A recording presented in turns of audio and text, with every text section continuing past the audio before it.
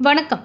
சென்னை வடகிழக்கு மாவட்ட திமுக வர்த்தகர் அணி அமைப்பாளர், லயன் சங்கத்தின் வட்டார தலைவர், சென்னை கிழக்கு மாவட்ட வணிகர் சங்கத்தின் ஆலோசகர் மற்றும் எண்ணூர் கிராம ஒருங்கிணைப்பு சங்கத்தின் இணை செயலாளரான லயன் வி. தியாகராஜன் அவர்களின் பிறந்தநாள் விழா எண்ணூர் அன்னை சிவகாமி நகரில் அமைந்துள்ள அவரது அலுவலகத்தில் சிறப்பாக நடைபெற்றது.